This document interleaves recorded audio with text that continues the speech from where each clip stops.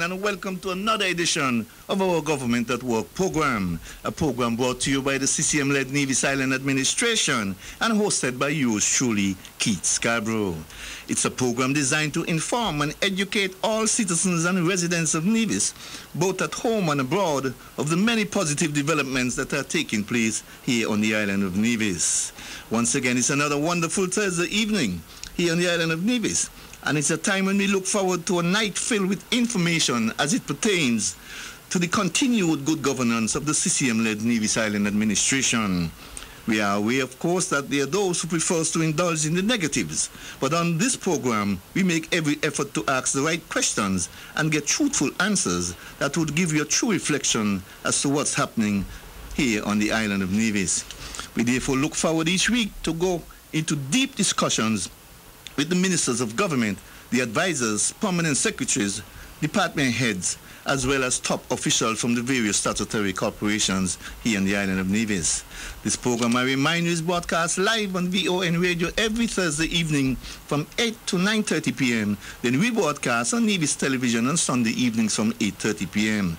This and other Government at Work programs, as well as our Bird's Eye View programs, can also be seen on Facebook, YouTube, and NTV web page. We shall take a short break, and when I return, I shall introduce my guest for this evening to you. So stay logged on to the powerhouse of the Eastern Caribbean, VON Radio 860 AM. So right, St. Thomas is right, St. James is put together and build your land. Right, St. George's and St. Paul's together with St. John's. This land is enough for all to share. No reason to leave and go nowhere. Foreigners can come here from America and England. There is something mighty sweet about my land. And if the foreigners who live here can insist that it's here they're from, then I swear I'll never leave my native land. One people, one country. Folks, we are in the middle of the athletic season here in Nevis. Therefore, I am pleased to have as my guest this evening the newly appointed Principal Assistant Secretary in the Ministry of Education, et al., Mr. Jamir Claxton. Jamir, good evening and welcome once again to our Government at Work program. Good evening, King. It's a pleasure being here again. This is, I think, my third time, so it's always a pleasure being in your company. Mm-hmm. It's always a pleasure having you here as well. You know, once you're here, it's always sports time. Yes. Before we get into our discussion this evening, Jamir, I want to congratulate you on your new appointment to the position of Assistant Secretary in the Ministry of Education, Library Services, Information, Technology, Youth and Sports. Is your office still at Reliable Motors, or you have already moved on? First of all, I want to thank you for extending congratulations.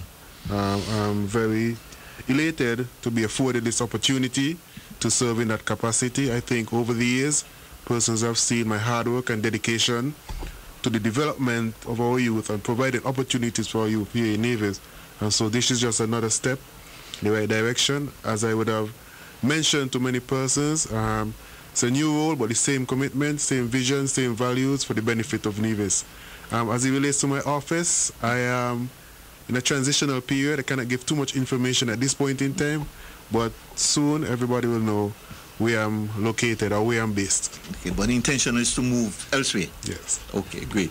Now, what does your new responsibilities entails? Because obviously it involves a lot more than what you used to do as Director of Sports. It's just basically to support, the ministry has a mandate as it relates to the various departments that falls under this particular ministry. Education itself is a very big ministry, a big department, very big department. There's a lot that happens daily, and so I'm basically there going to support the permanent secretary, Mrs. Daniela Claxton, in the execution of the duties, the strategic direction of the ministry as a whole, and just to ensure that she has the necessary support in executing the vision of our minister, the Honorable Troy Lieben.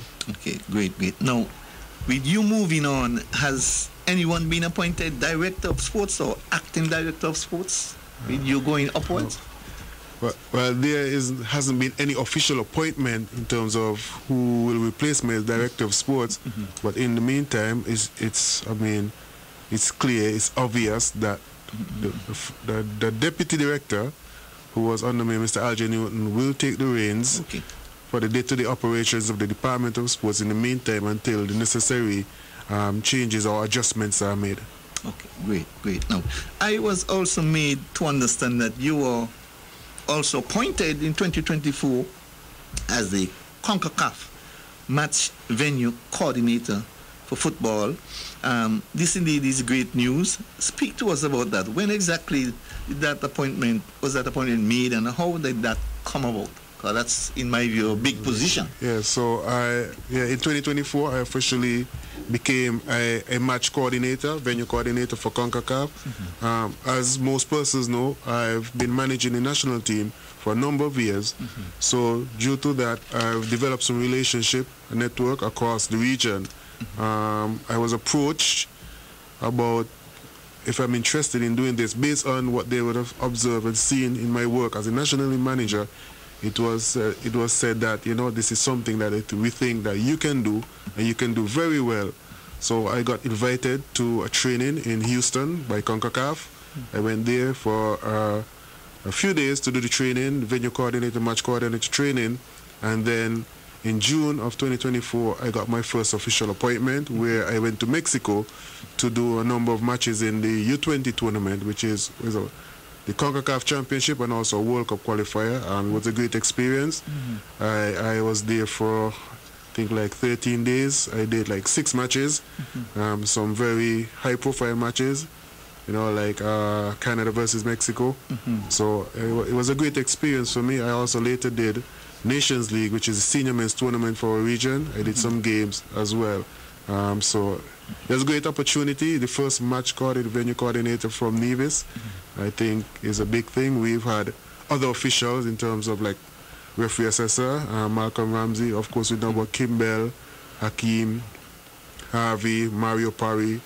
These guys who also do regional and international matches. As a matter of fact, I got the opportunity to work with my fellow divisions in Mexico for a number of matches in Hakeem, Harvey, and Mario Parry. So that was a proud moment for Nevis as well, where we had 3 match officials on the same match, and they're all from Nevis. All from Nevis. That's why I say it surprises me when I heard that, because I know when it comes to St. Kitts and Nevis, St. Kitts is really the football end of the federation.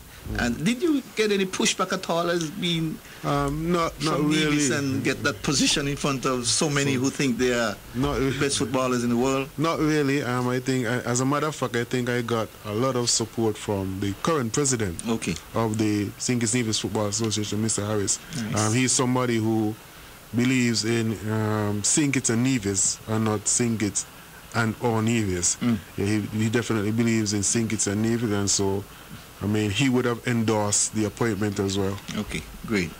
Now, let me ask you this final question before we go into our discussions. How do you see us, St. Kitts and Nevis in particular, benefiting as a result of you being CONCACAF venue coordinator? Well, first off, it shows that we have talent here in Nevis, or St. Kitts Nevis in particular, based on your question, that we can work, because in the past, a lot of the match and venue coordinators came from the bigger countries, the Mexicos, the USA, you know, the Canada, Jamaica, and so now persons from the small islands are getting the opportunity, and I'm fortunate to be one.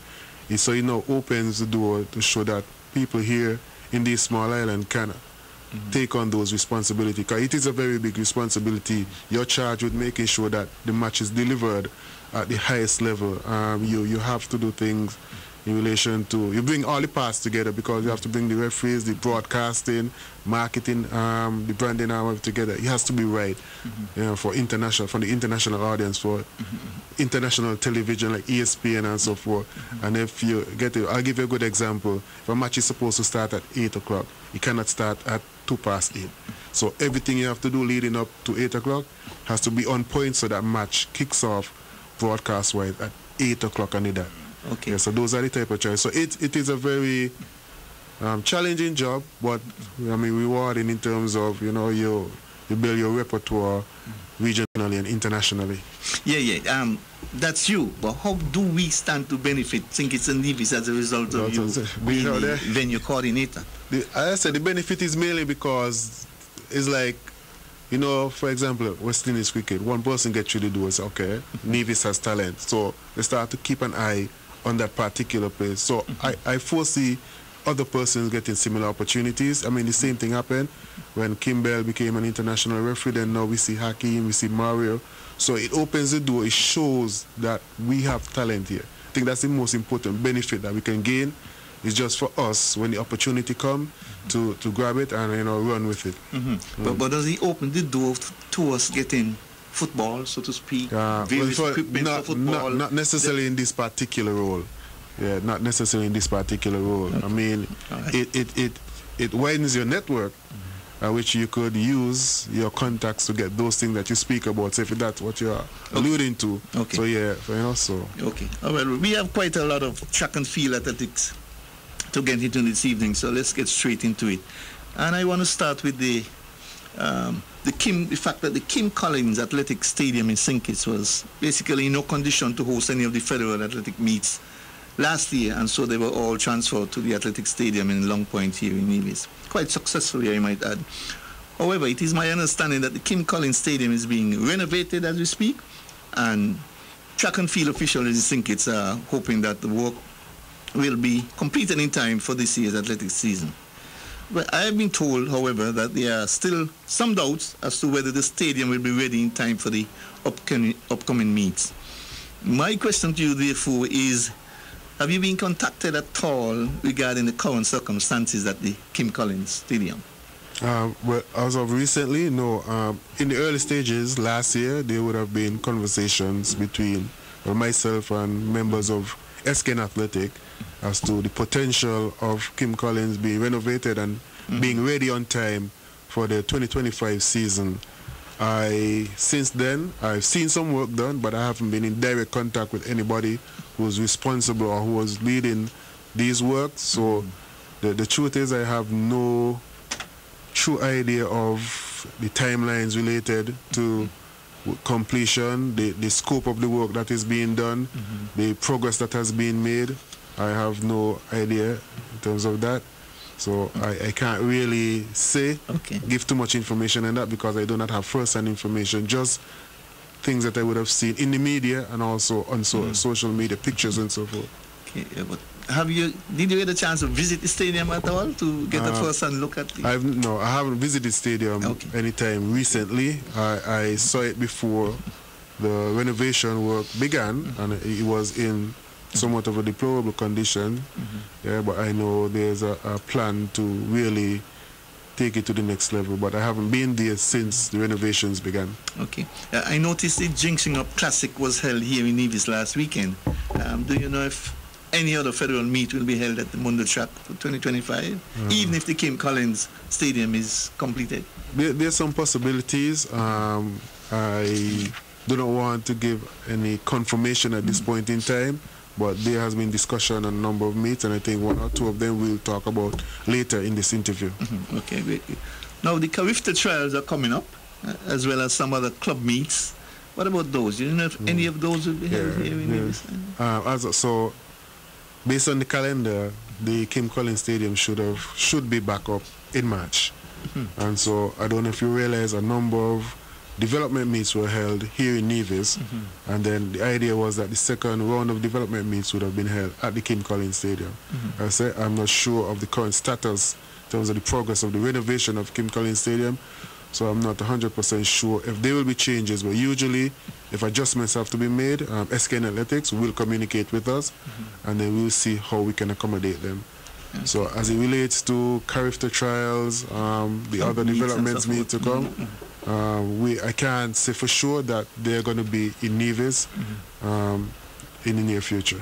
Yeah, but we're in the middle of the athletic season. You would have thought at least some idea would have been there whether Nevis will get this one or that one, even if the stadium is thing. But I understand what you're saying. Yeah, we have. Well, we got the Jinxing Up Classic, so that's one. That's why I asked the question. If there's more coming. We got a number of development in a number of classics. Like, you know, we had the Next Gen Classic. I think we had the one sponsored by Powerade. So we had that already. And there's potential for more, to be honest. There's potential for more. Okay. You have some meets coming up this weekend? Yes. Yeah, tell us a little about those. So this weekend we have the Bank of Nevis High School Championship. This, as of course, you know, that is our version of Inter-High between the Charleston Secondary School, the Gingerland Secondary School, and the Nevis International Secondary School. This year we have a special guest team, the Albina Lake Hodge Comprehensive School out of Anguilla. So we've invited them. They are special guests to add something to the competition. So we're very excited about this coming weekend. 2 days of action, starting 11 a.m. daily. So I'm just inviting the general public to come out and support our athletes. What's it feel like for? The excitement has been building. One of the things is that we didn't do a lot of marketing early on. Main reason being there were a lot of primary school sports going on. If you realize, a lot of the sports were very close to each other. We also had the Jinxing Up Classic, and so right after, subsequent to the Jinxing Up Classic, we began to increase the marketing, and so the excitement is there. People are looking forward to it. We had our media day today. We've launched a number of promotional videos. Von Radio is running our ad, and then we have some exciting things coming up over the next 2 days just to continue building hype for the championship. Okay. What's it feel like for both days? Both days? On the weekend coming up? The feeling the entrance fee. The entrance fee. Yes. So on Saturday, the entrance fee is adults $15, high schoolers $10, children under 12 $5, and then Sunday adults $20, high school children $15, and children under 12 $10. There's some specials where you can get, if you buy the combo package, which is like we call them a season pass. So if you buy a season pass as an adult, I think for 2 days it's $30, if I'm not mistaken. High school children $20, and I think under 12 $10. Okay. So it's better to buy the combo package because you get 2 days for cheaper than buying them single, and tickets can be found. Tickets can be bought at all 3 high schools here in Nevis, also the Department of Sports and the Department of Education. Okay, great. Now there was some talk a few years back regarding a federal inter-primary meet to be held at the Athletic Stadium in Long Point. Is that still on the cards, or that idea has been abandoned? The idea is definitely still on the card. Serious progress has been made. As a matter of fact, we have a corporate partner on board who is very much interested in investing in a particular meet. We've had some conversations with our colleagues over in St. Kitts. So the wheel has started to turn a little bit on that regard. So an announcement is coming pretty soon as to the date, the partner who has stepped up to sponsor the meet. So it's something that, barring any unforeseen circumstances, I could say will happen this year. See. And here in Nevis, to be exact. Sounds good, sounds good. Now, the athletic stadium here in Nevis suffered some damage as a result of some high winds that passed through a couple of weeks ago.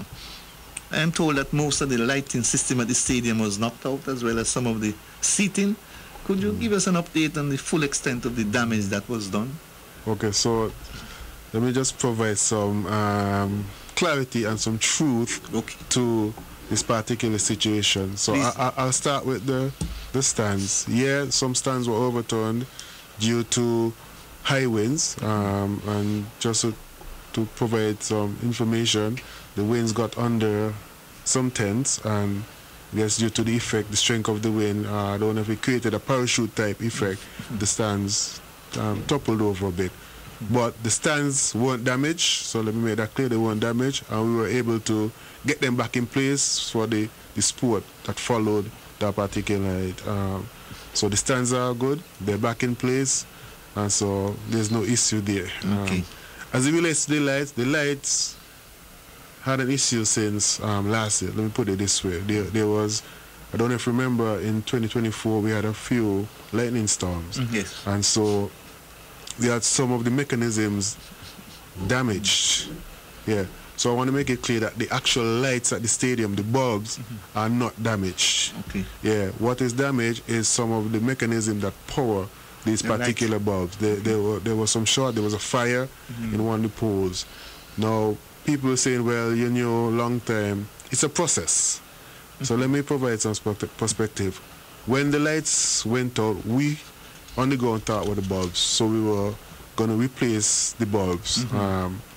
A bulb for that stadium, one particular bulb, one single bulb costs $5,000 US. Wow. The experts who are Moscow and our technician said, no, let's do a proper evaluation of what's happening. When they did evaluation, the issue wasn't the bulb. So we didn't know that. We thought the bulbs were damaged. We didn't know that. The evaluation revealed that lightning would have knocked out some of the drivers and damaged some of the harness. There was a fire inside some of the pole. So they did the initial evaluation. Then they did the second evaluation where they tested each bulb, along with our technician. They tested each bulb individually, and they said that 99% of the bulbs them are good. There was one in particular, but it is not that it doesn't show. The issue was another aspect of another component that is causing it to be sort of dim. So there are no issues with the bulb. The mechanisms, the drivers, and I'm not a technical person that power the bulbs, they are not kept on a shelf anywhere. They have to build them from scratch. They don't put them up. This stadium has a specific design, specific specific blueprint in terms of what it needs, what drivers it needs, how they're going to be designed, how they're going to. Because if it wasn't that way, we could have taken drivers from ETW Park or Brown Island and put them at. But it's not that way, and so people need to really care. They're built from scratch, shipped to the company, and then the company ship it out. I can say, based on today, that most of the components should have arrived in the Federation today via Amerijet. So we are working on getting them clear, and then once we have everything clear, then the process to get the other lights back up and running will commence.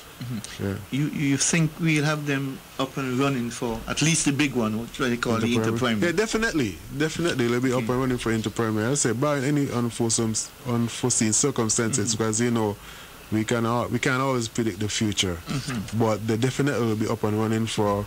Once everything goes according to plan, they'll be up and running for Interprimary. I can promise you that. Okay. So who's doing the actual work? So the work is being done by our local technicians, Jamir De Lashley, Davian Fraser, and they work in conjunction with the Moscow technicians. So they work in conjunction with them, and that's why, because of that collaboration, we were able to identify the true problem, which, you know, because we might have gone and order so many bulbs, and we don't really need bulbs. Okay. Yeah. That's what I heard, actually. We've tried to explain to persons what happened, but other persons have their own agenda. So, well, the nation is listening also. Feel free to tell them. Now, a number of athletic meets has already gone by. Were any of the meets affected as a result of the damage or the lighting being out? For example, did the meets have to start earlier as a result and perhaps end earlier? Yeah, we would have encouraged schools to start their meet early, because for it is, we're in that particular situation. It wasn't created by us, it was created by nature, which is the lightning, so we encourage them to start. But if you have been to the stadium, there are some lights that are working. What we would have done, we would have activated some of them. We kind of put a little strain on the system, but we would have activated some of them to provide some lighting. So even though you start early and you may get a little bit into the night, you have enough lights to really complete the meet, give persons time to leave the stadium and get home safely. We'd have also put up some additional spotlight, which we usually do for the bigger sports, but we'll put them up for the smaller sports this year, just for safety reasons. So I think the situation isn't as bad as some persons will try to make it, because there's adequate enough light to complete 1 or 2 races if the meet happened to go late. And I must applaud the schools that have had meet there so far. They understood the situation and they did endeavor to make sure that they start early and finish on time. Okay, great.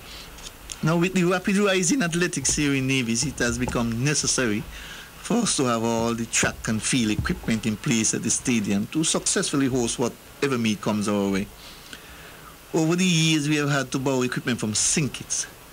My question to you, therefore, is: are we now sufficiently equipped to host meets without having to borrow any equipment from anybody? Yeah, for the most part, yeah, but we're still trying to add to our inventory. Right. So in the past, where we may have wanted to host a meet, and would have had to gotten, say, 100% of the implements from Sinkits. That has been drastically reduced. We probably, for the most part, we may just need a few items from Sinkits in order to also meet. Our ministry would have invested in a number of equipment, from beds to, of course, we got the donation for the hurdles. We have, batons, javelins, and that type of stuff. And we continue to invest. We are currently working with a partner to add some more equipment to the facility. So we've been working steadily. Our minister has been doing a very good job in trying to outfit the stadium in terms of equipment, and we've made steady progress, and we continue to make progress. And so in the future, we may have excess that we could lend people. I hope so. Is there any plans afoot to perhaps approach sporting organizations, friendly governments, or even good corporate citizens for assistance towards securing additional equipment? Yes, definitely. As I alluded to, that we are currently engaged in discussion with a potential partner due to confidentiality.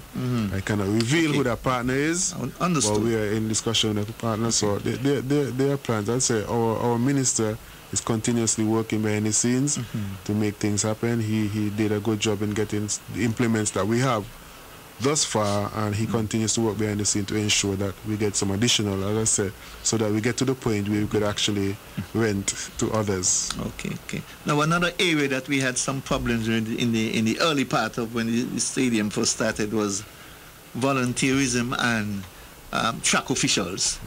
Where we know with regards to that? I mean, we depend on Sinkits quite a bit, in the early years. Where we know with regards to that? We have made major progress in that regard. I can tell you that we have a very strong officiating program here in Nevis, and we did get help from Sinkits in the past. There are persons in Sinkits who continuously offer to assist us because they genuinely have an interest in assisting us here in Nevis. But we've also built our cadre of officials to the extent that we have access to. So at some meets we actually decide, we have to go into the pool and decide who we're going to use for this particular meet and so forth. There are some persons who are there for every meet because of their level of expertise, but as I say, our volunteer pool has grown significantly over recent years, and persons continue to show interest, especially the younger ones. So we also have persons who are coming through, because eventually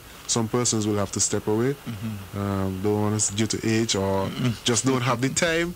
So we've built a very good pool of volunteers over the recent years, and I must commend Nicola Fraser and Garfield Vogel, because they are the ones who've been driving this particular initiative. Okay, great. Now, field events has been an area that we have paid little or no attention to over the years here in Nevis. It is said to be one of the main reasons why we have not done better at the Inter-High Schools National Championship. However, I noticed that efforts are now being made to correct that situation. So let me ask you this. Do we have coaches in place who will deal specifically with training of our athletes in the area of field events, or the same local track coaches will be asked to double up? Yeah, currently, we don't have any, apart from Adrian Williams, I don't think we have any specialty coach as it relates to field events, but we do have some very competent coaches who, I don't know if you want to call them generalists, but they're very good at imparting. Of course, we would prefer specialist coaches, but at this point in time, we don't have specialist coaches, but we have coaches like Sherman Keynes, I could think of Dwayne Warner, I could think of Leroy Chapman. They do have some level of expertise. As you can see, we've had some qualifiers for Carifta in javelin and shot put, two of the field events, also triple jump. And so, even though we don't have specialty coaches, our coaches have been working hard. Even though they could be considered generalist coaches, they've been working very, very hard to get our athletes, to get the field events promoted. The reason why we're getting to the stage where we're now seeing some successes in field events is because they didn't sit back and say that I'm not an expert in javelin, or I'm not an expert in shot put, high jump, or whatever. They put in the work, and so now we're seeing some successes where persons are breaking records in field events, but that we're also having qualifiers for Carifta, which at the youth level is the premier event in our region. Okay, great. Now, last year, Mr. Claxton of Reliable Motors donated a number of hurdle equipment to assist in that area. But how about equipment for the other field events such as high jump, long jump, shot put, javelin, throwing the cricket ball, etc.? Do we have those areas covered as well? Yeah, we have been covered for the most part. As I said earlier, our minister would have invested in some of these implements, some of these field event implements. We have our own high jump bed, high jump rods. We have javelin, we have shot put. There are some additional ones we have to get in terms of weight and so forth. But we have been doing our best to outfit the stadium. So for field events, there's no excuse in terms of not having anything to practice with. We have the implements at the Nevis Athletic Stadium for our athletes to practice the field events. Okay, great. Now I want to focus your attention now on the actual hosting of track and field events at the Athletic Stadium here in Nevis, because quite a bit is involved in the hosting of those meets, which include, of course, preparation of the areas, the landscaping, the parking, the vending, the athletes' village, etc. I noticed some work is being done in the area close to the entrance of the grounds as you come to the gate to the north. It is being grass, and some additional fencing seems to be going on there. What's the plan really? The plan is basically to grass the area, make it a nice lush lawn. For it adds to the aesthetic of the facility. So that's basically it. The fence that you see is was installed to kind of protect the grass in the early stages when the work was being done. So it's not a permanent fence, it was something temporary to protect the grass and direct the traffic away from the grass. So as the grass continues to go and the lawn continues to develop, the fence will be removed. Now, parking on the southern side of the track is fast becoming a preferred area to park, but it is very limited in scope, as you are aware, especially in light of the fact that for the bigger meets, some of the bigger sponsors erect their own pavilion, so to speak, in that area. Is there any plans to perhaps upgrade and expand that area to accommodate more parking, perhaps even more private pavilions? As on the inside? Yes. In terms of parking, nothing specifically is being planned. If you have been to the stadium recently, you will recognize that parking now extends further to the west. I was talking to that south side where people normally go around, so they could actually see the races. That's the area I was talking about. Yes. No, so we don't plan to do any major additional in terms of parking there. We definitely want to. The truth is, we want to control the volume of traffic, vehicular traffic that is inside, and it's for a number of reasons. Safety reason, there are emergencies. Emergency vehicles need to be able to navigate the facility in quick time, very efficiently, and so we don't want to create too much additional space for vehicular traffic, and that is why we have done some work on the western end outside of the stadium for persons who don't want to come inside but want proper parking. So we're trying to improve the parking on the outside so that we could also control it on the outside but also control it on the inside. So as it is, the capacity for parking as it is in the stadium, there's no immediate plan to increase that. Still leaving the hosting, the athletes' village a couple of years ago suffered some damage when we had a heavy downpour of rain that had the children running for cover from that area. Are there any plans to perhaps upgrade that area to ensure that the athletes are better protected from such inclement weather in the future? Well, we would have remedied that particular scenario last year. So there's no fear if there's rain for the athletes because we would have remedied. There are plans to develop the athletes' village in the future. Wait, before you go on, you say you would have remedied it. Exactly what you talking about? So in the previous year, we usually use tents in the athlete village, and for the general public, this is nothing new. I've seen this at international meets. I've seen this in the US, where the athlete village, the athlete area is on the tent. So it's nothing new. It's not unique to Nevis, so that needs to be made pellucid. But we would have remedied it. The issue was because of the direction of the rain, we would have erected tents with sides and so forth. So if there's rain, then the tents can be enclosed. The issue was that rain got under the tents coming from the east. Yeah, but that was remedied last year with the size of the tent. We never had the size of the tents previously, so it was an easy fix. Okay, so just larger tents and more enclosed. Yes. Right, okay, all right. Now, we spoke to the damage to the seating earlier, but do you know if there will be any additional seating or overhead covering for the remainder of 2025, the 2025 athletic season? So for our major meets, we always cover the majority of the stands. That's something that we always do. So, and that practice will continue. In terms of additional seating, we have to understand our public.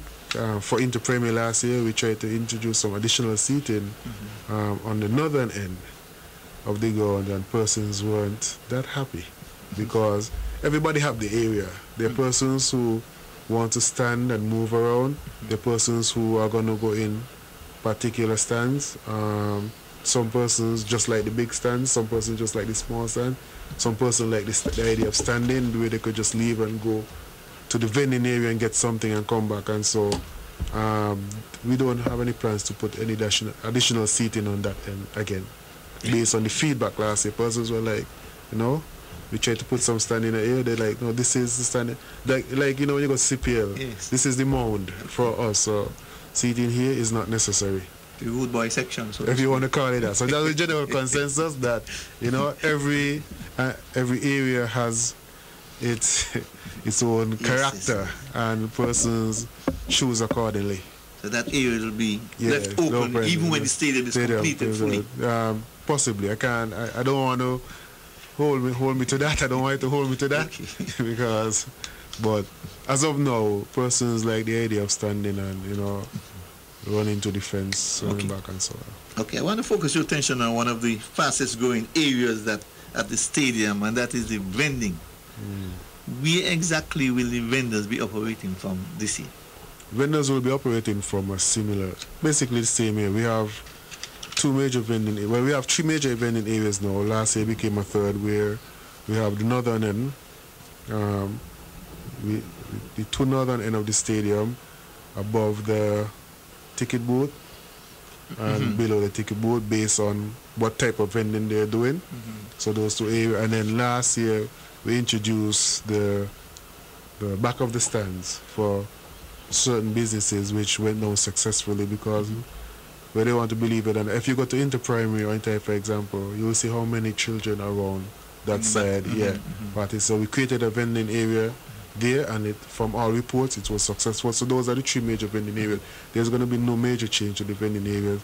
I know that we would have done the work as you spoke about. There may be a little shift backwards in terms of the distance, but other than that, the vending area remains the same. All vending areas remain the same.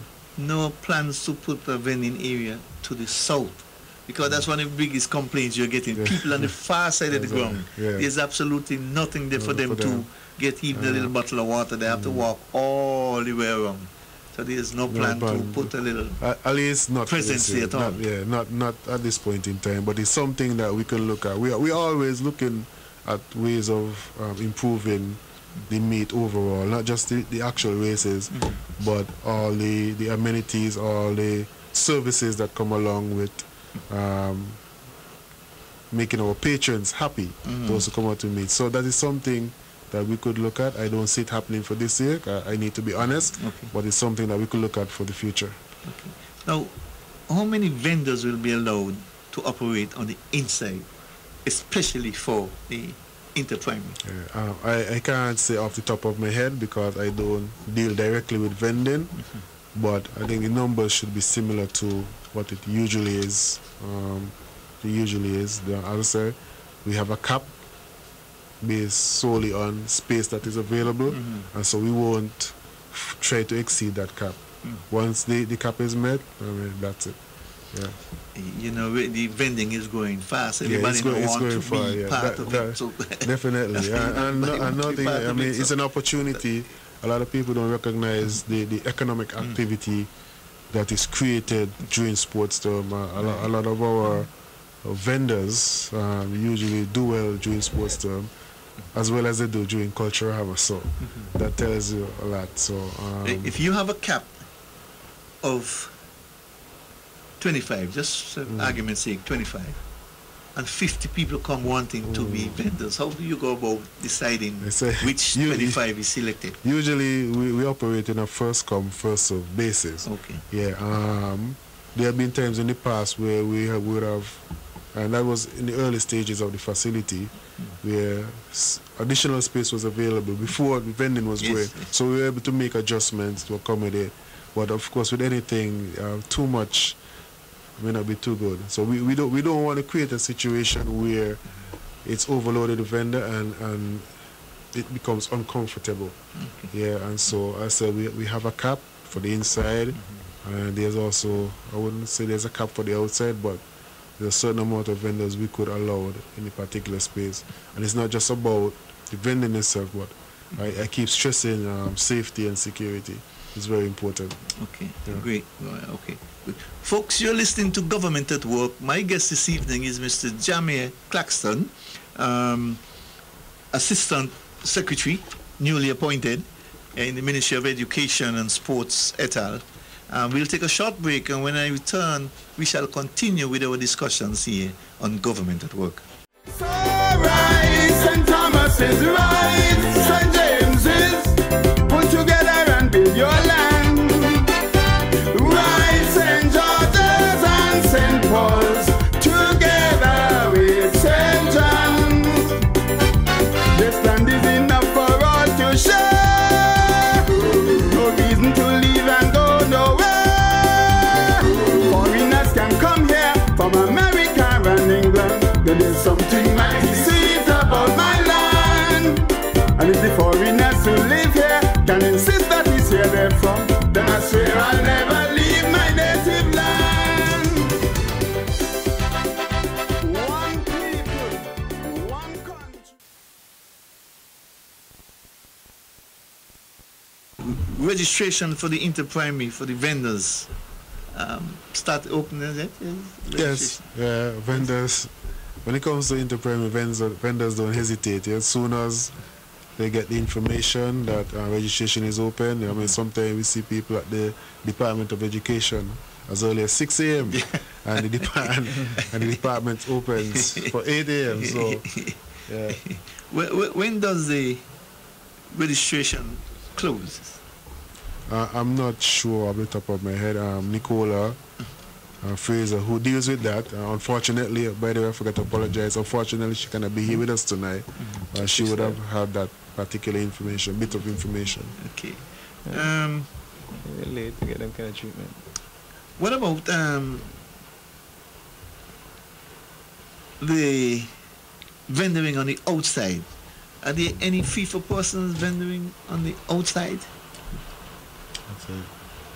Outside of the stadium? I think they're going to be free charges. Can you repeat the question?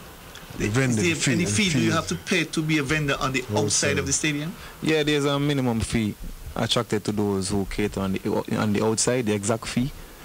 I'm not certain at this moment, but there is also a fee that's attached. Introduce yourself since you just come. My bad. Good. I want to say a pleasant good night to everyone in the radio land under the sound of my voice. My name is Alger Newton, the Assistant Director of Sports, Nevis. And of course, the King is always a pleasure to be here with you, having a good dialogue. Pleasure having you, even though you're a little late. That's okay. Better late than never. Now, what is the fee for persons operating on the inside of the grounds this year? Fees? The fees, I say I don't have the information with me. I said Nicola is not here tonight. She's the one who oversees that particular aspect. Okay, we'll get it through. Yeah, so we'll get that and we'll communicate that. Okay. I want to move now to the actual hosting of the big one, the Inter-Primary School Athletic championship itself, more popular known, of course, of the Mini Olympics. Tell us a little about the plans for the hosting of this major event in terms of start time, medal awards, patron, opening ceremony, etc. So planning has begun. Planning began since last year, to be honest. Preparation for this meet.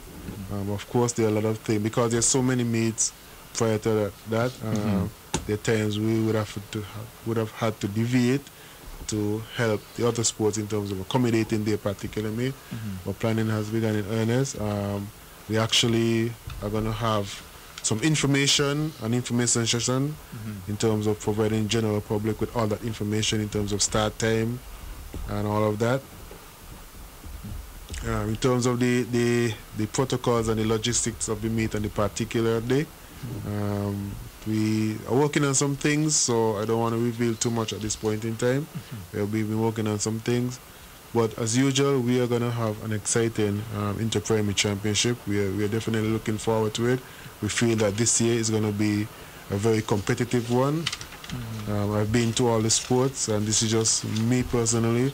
I don't see a clear favorite at this point in time. Okay. Now, you mentioned earlier that you assist the other schools, the other meets and so forth. Tell us a little about that assistance. How do you assist the other schools in the hosting of their own meets? Of course. Well, at the Department of Youth and Sports, we have our officers, and at every sports meet, we ensure that our officers are present to assist and help in any which way possible, whether it's an official on the track, whether it's a timer, in any way necessary. However the school needs the officers, we will give them the support and ensure that every meet is a success, to ensure that every meet is a success. Yeah, in addition to that, the ministry or the Department of Education also covers the cost of the sound system for that particular meet. So sound systems are very expensive. Yes. So that is a cost that we take on, so the schools doesn't have to pay. Okay, that's great. That's great. I want to get back to the hosting of the actual inter-primary meet. Speak to us about your sponsorship drive for this event, as well as your marketing efforts, because this is a big event, and you normally have sponsors and your marketing. Tell us a little about the plans for it. So we of course we have our main sponsors. Hopefully they're going to be confirmed shortly, but we also target additional sponsors. We have various categories. As a matter of fact, just recently, myself and Mr. Newton were going through Charleston, engaging potential sponsors for the meet, basically showing them how they could join the biggest event in Nevis. And the feedback has been very good. Just for us now to cross the T's, dot those I's, and possibly seal those sponsorship agreements. So we've been working in terms of inter-primary. Inter-primary is one of the biggest events in Nevis. I remember Mr. Newton engaging a particular business and tell them they really should be writing to us to try to get on board. They really should be writing to us to try and get in. I like that. Because it's the single biggest event in Nevis, bar none. We've been working on sponsorship agreements, sponsorship dialogue. We've been having discussions, and as I said, a lot of the information will be revealed when we have an information session with the general public in the not too distant future. And I'll be a little early with questions I'm asking, but I figure I will try to get the information out as much as possible to the people. What about Gulf Insurance? They have been the sponsors for years. Are they still on board and so forth? Yes, they're definitely still on board. We would have had a conversation with them recently. They would have confirmed their commitment to this championship, and so we are always glad when we get those confirmations, because we could move forward with some of the marketing, as you said. So they would have confirmed their commitment to sponsoring the championship. So exciting times ahead. Okay, you mentioned earlier about, I want to take you back to the Carifta meet. I mean, we had some qualifiers here from Nevis. Could you speak to that first? Tell us who they are, what area they qualified in, and so forth. Let's see if I can get the names. We did have some qualifiers for Carifta across various events. I'm going to try to pull up the names as we sit here. I know Kaimani Newton. Yes. He would have qualified in the 800 meters. Yeah, so that's, Kaimani is one of our outstanding athletes. He's somebody I see a great future in sports, because he is very talented. He is very determined. He is disciplined. He has all the characteristics and qualities that you expect from an outstanding athlete, a potentially outstanding athlete. We also had Jaden Hendrickson, who qualified for the U17 triple jump, so very good. Udell Wisdom, he qualified for the U20 shot put. We spoke about field events, and also Xavier Amory, who would have qualified for the U17 shot put as well. So thus far, I think we have, from Nevis, we have 5 qualifiers for Carifta 2025, which will be in Port of Spain, Trinidad. Okay, great. Oh yeah, well, we also had Skylar Connor, who qualified for the Carifta, the swimming part of it. Yes, very early. She would have qualified. Skylar is an outstanding aquatic sports athlete. She's also very good in sailing. Yeah, so When actually is Carifesta? Carifta is usually in. Normally in April. He's in April. He's usually after the inter high school championships. It's one day after actually. It's usually I'm trying to remember the actual day, but it's usually that the. Okay. Yeah. We were speaking earlier of the fact that we don't do very well in the field events, but in listening to the team that was big, Nevis have most of our qualifiers in field events. As I said earlier, field events has come a long way. As I said, while we don't have specialist field events coach, we have coaches who really put in a lot of work with these athletes. So it shows that we do have a lot of potential in terms of not only coaching but the athlete. Basically what we needed for the field event was just attention. Right. Attention. Yeah, and then now we've gotten that attention, we are seeing the fruits of the hard work of the coaches. Yes, I hear you and I understand. But I believe, and I have said for quite a while now, that we need to look at taking our athletes to a higher level of training. Yes, the local guys here do the part, but they could only do so much. If you want to get on the world stage, you have to reach out. Any plans to perhaps either send off our athletes for training or bring in a coach to assist them in whatever, whether it be athletics or field events? Because that's the link that we are missing now, because we are doing well, but we need that extra push to get. We are always exploring opportunities to enhance the development of our athletes. But not only our athletes, our coaches, because we may have a coach here who just need the prerequisite training at that level to take them as a coach to the next level, which in turn they're able to take the athletes to the next level. Right. So we are always exploring opportunities, we are always looking at possibilities. Sometimes they don't materialize as we wish, but we will continue to look, because we are here to help our athletes reach to the next level.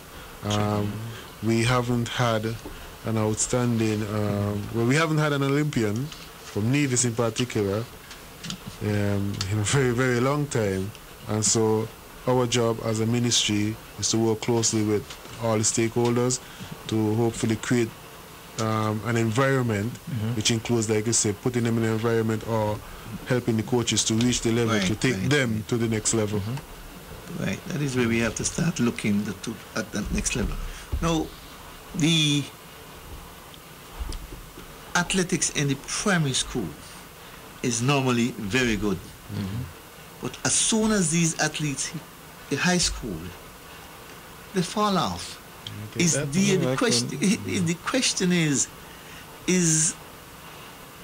the ministry, for now, I gotta say the ministry, looking at that, bridging that gap to have persons at the high school level to keep those children in the athletic field. I'm going to let Mr. Newton start, and then I'm going to... It's a serious problem. In my day, we had what we call a games master. So high school was filled with good cricketers, good, the thing can continue on. But we are witnessing our beautiful athletes in the primary get to the high school, and the parents decide to look at the academics more than the thing. But I'm saying we need to balance both. But tell me what the King, every time we come here, grace us with that question. So the question is a constant. It's very important to make it is indeed a fact. Just recently, we are looking at revisiting how we go about teaching the physical education in the school as well. I think physical education in Nevis has been somewhat not frowned upon, but not seen as much important as the English and the maths. So the academics. So we have to revisit how we go about teaching it and how our level of seriousness. I think the kids go with intention in the high school to further their running, further their football, further their cricket. But then, of course, when they get there seems to be a drop off, and then the concentration is, hey, go to school, go learn your lesson, and make sure that you come back with the English and the maths. So youngster who looks promising at inter-primary goes to high school, and then we force 9-10 subjects on him, and then that's the problem you're having right there. And most of it is the parents has a lot to do with it too. Somewhat. Because they want that child to excel academically. But the truth is, we need to balance both. Right. Say to the children that... I just want to join this part of the conversation. You spoke about finding a balance. But, I think this question is part of a bigger forum. I wouldn't say we could have a whole show on this particular topic. But society, we have to understand, and I guess with time it may take... Nevis is a very academic-oriented society. That's something that we have to... it's a fact that we have to face. But you spoke about balance, but having 10 subjects doesn't make you most balanced person, because I've seen persons who have many subjects, but they're socially awkward. They're technically awkward. But there's no knock on them. But the point I'm trying to make, it's part of a bigger conversation, and you spoke about balance, and it may come down to how we look at our entire education system. Are we just working on producing persons who could regurgitate information? Are we going to identify our athletes and work with them? Because sometimes we also have the situation where we have outstanding athletes, but they're not very good academically. Yeah, so there's a flip side to it. How do we find a balance in making sure that these outstanding athletes do have some level of academic success? Because one of the advantages or one of the benefits of being good in sport is the possibility of moving on further, university or making a career. Yeah, but if you don't have the academic background along with the athletic prowess, you could be lost. And we've seen it, King, you've seen it, I've seen it, where we have persons who, I hear stories about them, how good they used to be back in the days, but always comes. That's why I say it's a balancing act that we need to get everybody on board with it. The education department, Ministry of Sports, the parents, everybody has to be on board and understand. And speaking about the parents, I don't think it's just a Nevis phenomenon, but I think it's a Caribbean thing where for some reason the interest is just always there in primary school. The interest in all the extracurricular activities outside the academics. So if it's sports, if they're dancing, whatever the extracurricular activity, you see parents clamoring. But once they get to high school, there seems to be a change. Gone into the academics. And they lost the way in terms of their athletic ability. And sometimes children don't participate because you may be playing sport. Let's look at the primary school football compared to the high school football.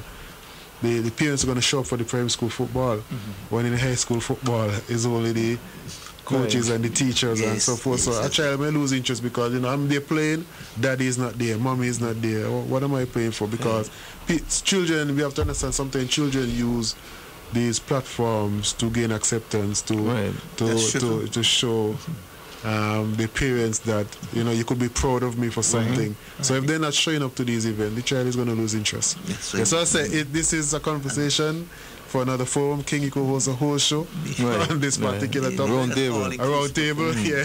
It's all inclusive. All right. Now, athletics in Nevis is clearly trending upwards. Therefore, it is essential that an athletic association be formed here in Nevis. Mr. Claxton, you and I had this discussion many times to assist with the organization, the hosting, the management of the sport, etc. Like I say, something that you and I discuss, and I won't stop pushing until an association is formed, because I think that it is not only important but necessary as the director of sports, well, now principal assistant in the sporting Ministry of Sport.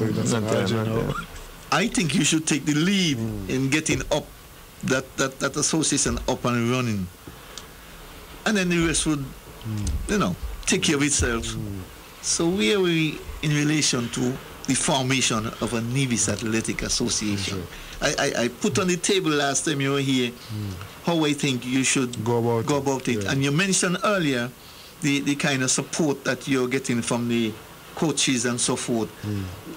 Why not start there? I keep saying it. You have Miss Fraser, you have Mr. Newton, you have coaches, and you normally an association will start by having a AGM and select persons, but sometimes you have to put it in place and then let it.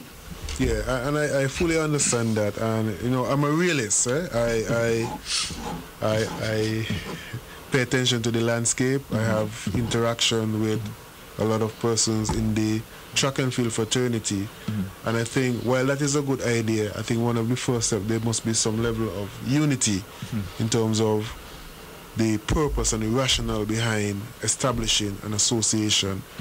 It doesn't make sense to establish an association like I say you are the president, RJ is the vice president, Josh is the secretary or whatever, and we're not getting the necessary support from the persons who this association is formed to serve. And I think that is one of the challenge we're having, where there's a lot of, we're on the ground, and Mr. Newton could add to it, where there's a lot of division among key elements who we need to be united in order to have a successful track and field association. I'm not saying it's impossible, but I think one of the first steps is that there need to be a united vision, a united purpose in establishing this particular association. And once we have that, I think it will be easy, as easy as you say. We put something in place, and then once it gets up and running, we could have an official AGM. It's difficult to build it when the foundations are not there.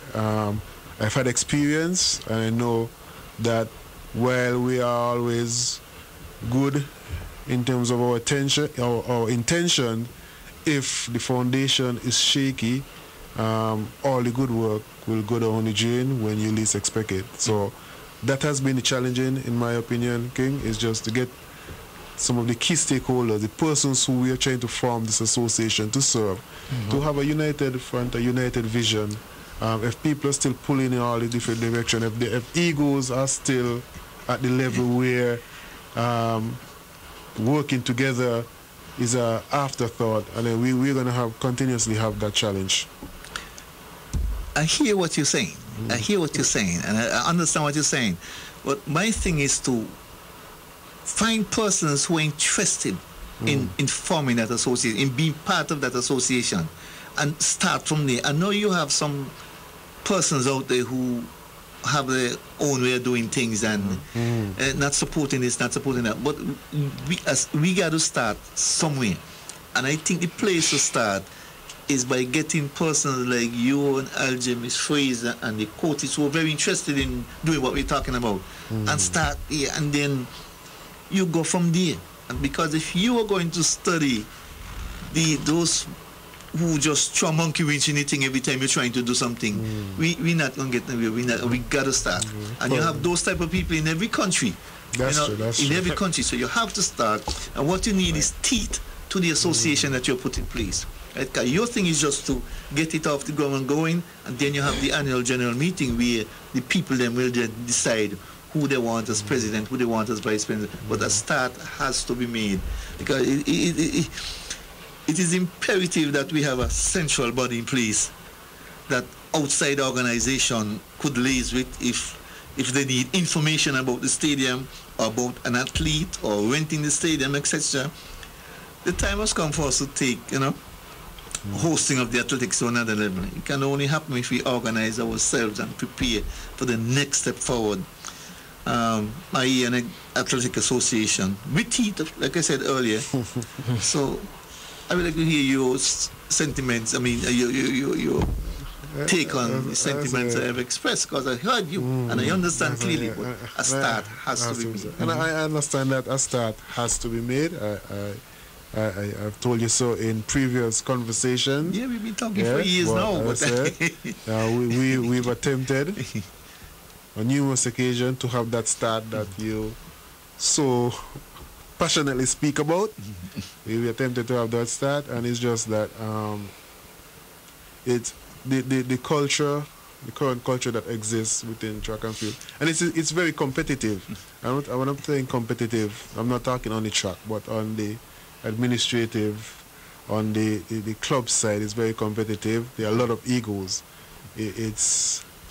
I've seen it, I've lived it, I've tried what you have said. The pushback has been, because there are persons who want it, but if all of us want it under our own terms, that's where the problem is. That's where the problem lies.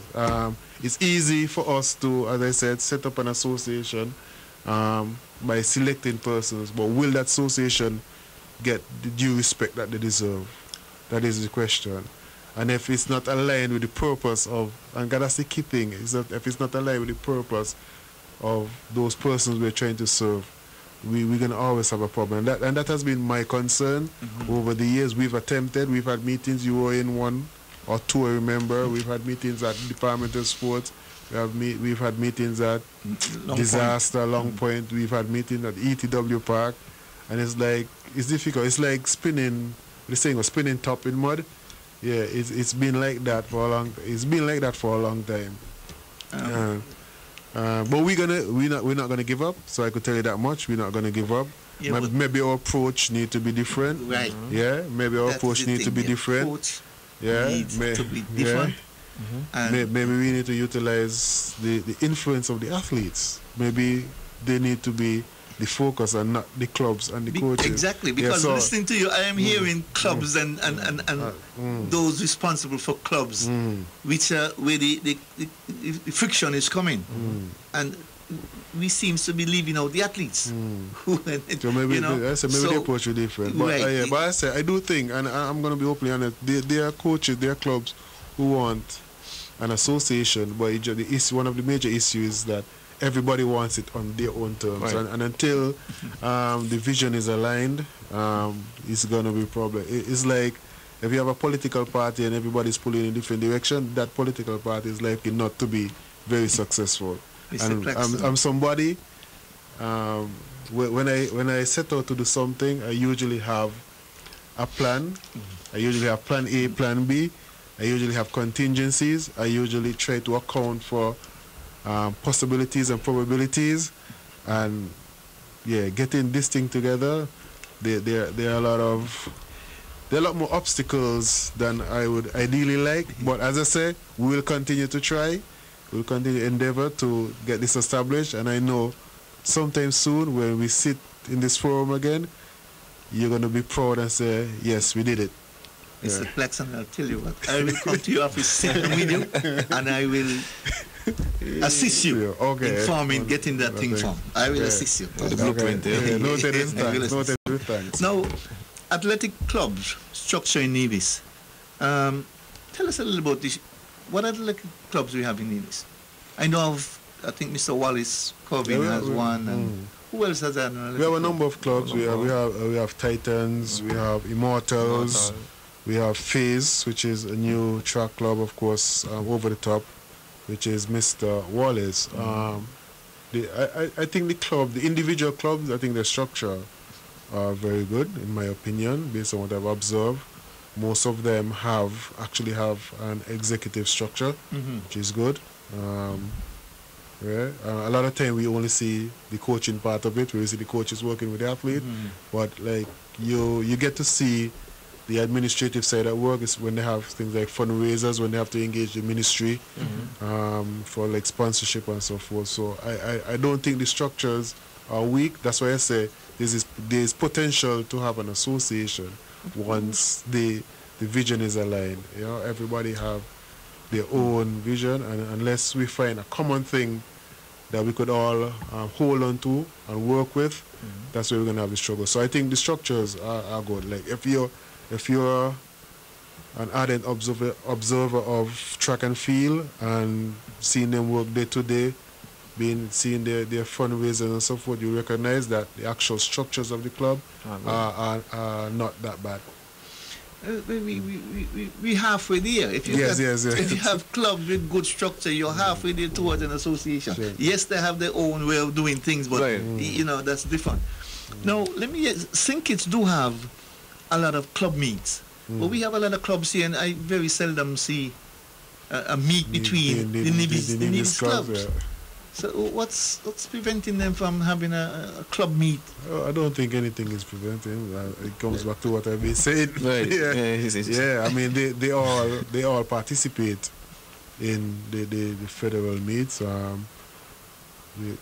don't think there will be much of a challenge having a Nevis club meet. That is something that could be looked at. Of course, you have to get it sanctioned by the federal body, which is SKN Athletics, because and I'll tell you why. If somebody runs a qualifier, and we have to understand the politics of international sports. If King puts on a meet and sponsors the meet, and somebody runs a qualifying time, if it's not officially sanctioned, then that person it was in vain. Yeah, it was in vain. The protocol of international sport. And it happens across all sport. Like football tournaments have to be sanctioned by the St. Kitts Nevis Football Association. Volleyball tournaments should be sanctioned by the federal volleyball body. Otherwise, so because we have to remember that the international organization only recognize the national body. I understand that. So we could put on meets. Of course, I know SKN Athletic will support any Nevis meet that is put on because they sanction Inter-Prime, Inter-High and all that. Before we get there, I understand that part. Before we get there, why can't the local clubs have meets and then the one they put on one where they will need the oversight from the federal structure to make sure the time is recorded and so forth. So all I'm saying is you could have your meets. You could have your meets. Why can't they put on meet? I don't think we have all the answers for that. Right. Nobody's preventing them from keeping a meet. The facility is there. The ministry is always supportive of any development initiative for young people. So they could put on meets. Does the ministry ever approach all the coaches, all the clubs, bring them to a meeting and say, listen, we need to go this route or that route. We need to have you guys putting on meets. We need to have you guys getting the federal thing to sanction whatever you're having. But I feel that more could be done from the administrative side of it. We've help the situation. I understand what you're saying with the behavior that you're seeing from some persons. But I still believe more could be done from the administrative side. We've never had those conversations in a formal environment. Let's say in a formal environment. But we've had informally with certain persons who are involved in track and field. But already having a packed calendar. Next thing is to find a space to fit those in. Right, and the clubs do put on meet. For instance, Timothy Keynes. I know Keynes does have his sports every year. Right, so they do put on some meets. They have their sports every year. Right. But that's just Keynes. Right. Yeah, well, both Keynes put on meet. Right. They do put on some meets. I guess the King want to see more meets. I want to see more clubs involved. Because if you start competing against each other, that is how you lift the whole thing. Right. It makes the competition nicer. So we like to see Wallace club competing against Keynes club, and it's a battle for supremacy. And that is what makes the sports better. No, I know that there's a Federal Athletic Association in place. How many persons from Nevis are on that association? For the elections was in at our office. So let me ask the question differently. Do we have anybody from Nevis on the Federal Athletic Association? Yes, I think off the top of my head, Mr. Dwayne Warner. Dwayne Warner, I think he's the vice president of the association. Yeah, he has been serving. He has served previously as well. So Mr. Warner. The other person who have served in the past, like Latoya Jones, Showman Keynes would have served in a capacity. Garfield Vogel would have served in some capacity. So we've had persons on the Federal. Kervin Wallace, I think, would have served. I think he's currently, if I'm not mistaken, he may be the coach's rep or something. So I'm not too sure. But we have persons who have served on the federal body in the past. I know for sure Mr. Warner is currently the vice president. I would have had to engage him on a number of occasions when they have hosted the development meets here this year. How are we benefiting as a result of Nevisions being on the committee? Because you see, people could be in a committee, but if you're not pointing the table to say, listen, I need to get a meet here in Nevis. I need to get so-and-so, I need to get so-and-so, I need to get so-and-so. I think we have benefited over the years. We've had coaches who have been part of the Carifta team or other teams going out. I think having a voice at the table, it means that our athletes are not looked over. Yeah, and then of course, as you said, development meets now are coming to Nevis. You know, I know one of the primary reasons is because we have the facility. Yeah, but even when we had the facility and the facility were up and running, there was still development meets over here. So I think they being there, we have seen some benefits. Great. But I would still like to see Nevis have an association. I understand. Even just for the sake of that the Federal Association coming to Nevis lays with that local association. You know what I mean? Because and then we ourselves might want to have some sort of event, athletic event that, you know, you have a body rather than having to kill out Jamir and not like we're complaining. You want a serious body, you know. So I am hoping that, and like I said, I'll keep pushing because I really believe Nevis should have it. We had an association in years gone by, for years, you know. So I think we should try and get it back. We also need to, and I mentioned it earlier, seriously look at attracting higher level coaches to train our athletes for the next level or send our athletes abroad to get better training. I think, we discussed it earlier, but a better effort, I think, because of the serious nature of the athletics, the trend that the athletics is going here in Nevis is going upwards. It is going upwards. So any and every help we can get to push our athletes further, I think should be taken. And because I've seen so many athletes fall by the west side. I mean, when I look at the guy Queely, he was a lovely athlete coming and then just off. He coaches now, you know. And he's a very good coach. He's a good coach, but for the record, I think he's a very good coach. Quite a lot of athletes who has not gone on. And the question, why do you think that is? Why haven't our athletes gone on to greater things? Because we had some good prospects. I think, well, in a number of factors, opportunities, environment, getting the right person, training you at the right time. One of the things we have to understand, because and we have as Nevision, we always want to get to the top. We want to do it. It should be our motivation to be the best in whatever we're doing, but especially when it comes to something like sport, only a very small percentage of the world ever get to the elite level. Very, very small. And we are competing with, let's take our Jamaica for example. In Jamaica, there are probably 100 athletes fighting for one spot to be the best in Jamaica, but in Nevis, it may only be 5. Yeah, and so it's how I want to put it, we tend to get comfortable because a lot of time once you become the top athlete in grade 2, grade 3, chances are you're going to be the top athlete grade 4, grade 5, grade 6 going up here. In Jamaica, for example, that could change within the same season. Right, Yeah. So proper coaching. proper coaching. Competition is greater. For us, I think we live a very comfortable life, and so in Jamaica, and I'm not saying that things are bad in Jamaica, but track and field, and it comes back to what we're talking about in terms of academics and athletics. Balance act. But not only that, different type of hunger. Yeah, the hunger is different. I go in school, I'm a good athlete, but I want to be a lawyer. In Jamaica, I'm a good athlete, I want to be the next Bolt.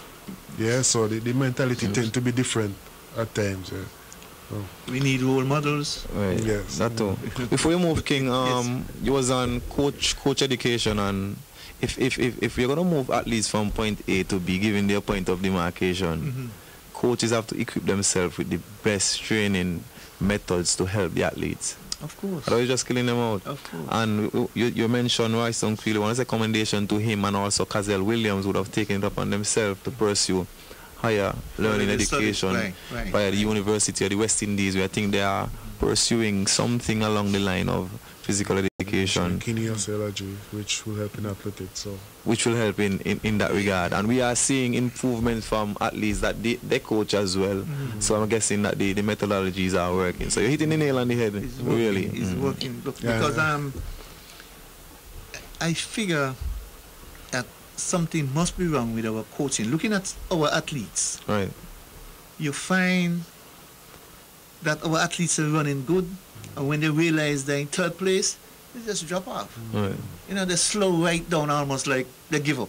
Well, you're supposed to be running. It has to do with coaching. King, I don't want to lay all the blame at the feet of the coaches too, but I think it's a joint effort where everyone have to being the pitcher, play a role in moving the athletes from point A to B, providing the necessary support, the education as well. Very important. I agree. To the athletic coach. I agree. I said that because I remember going to St. Croix and looking at the meet. Right. And there was two Puerto Ricans who was not part of the race, but they ran the race. Right.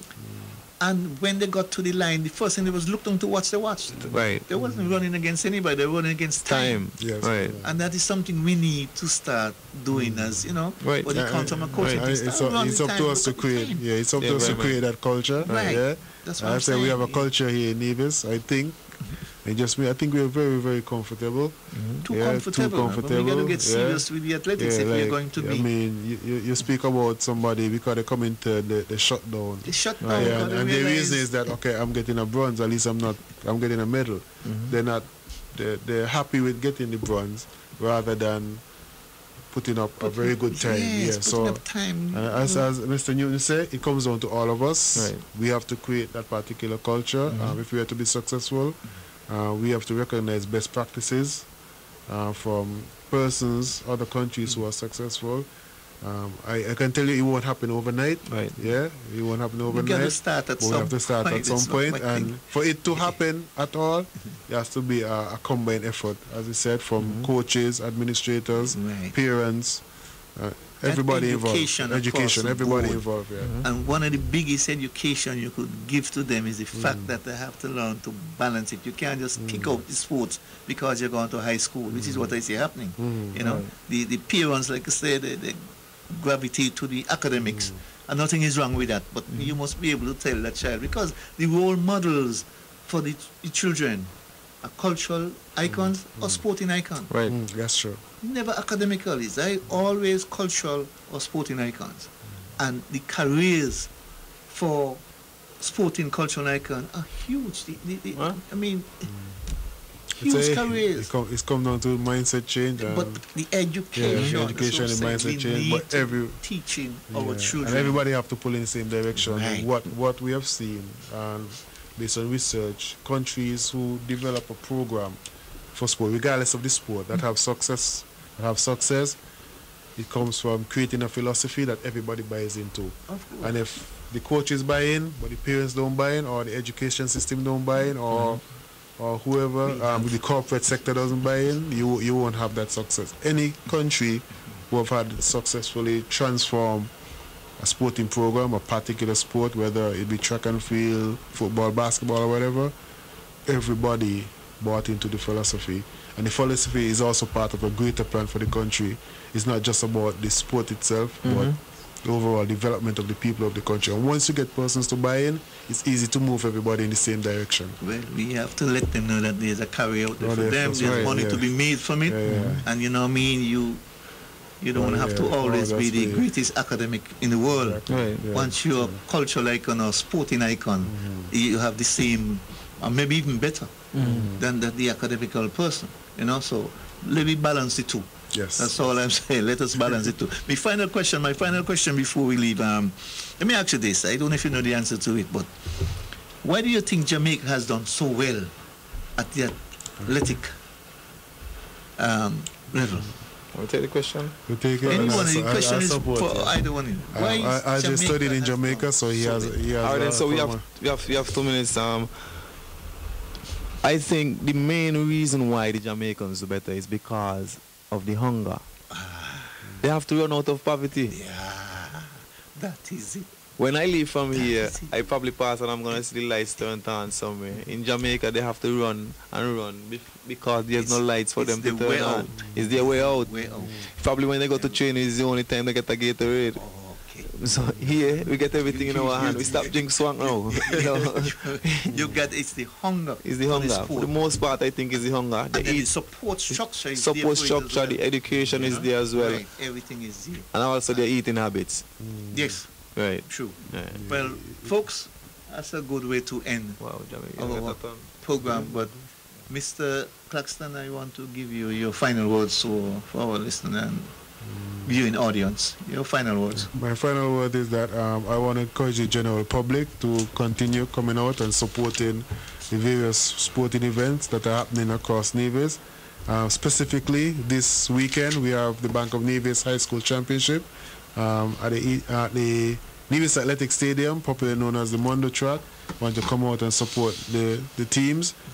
As I mentioned earlier, we have the Charleston Secondary School defending champions, Gingerland Secondary School, Nevis International Secondary School, and of course our visitors, the Albania Lake Hodge Comprehensive School out of Anguilla. We anticipate an exciting weekend of track and field, so come on out, support our athletes. You're in for a good show. Mr. Newton, you have any last words? I want to say thanks for having us once again, and feel free to contact us anytime. The interprimary is fast approaching, so I guess Mr. Jamir Claxton is going to let us know when we could revisit. We want to ask the general public to continue going out and support the schools at the various sport meet. Thanks again for having us. Good night. Good night. Folks, we have come to the end of another edition of our Government at Work program. Join us again next week when we shall do it all over again. Do enjoy the rest of the evening's programming and have a pleasant night's rest. Good night.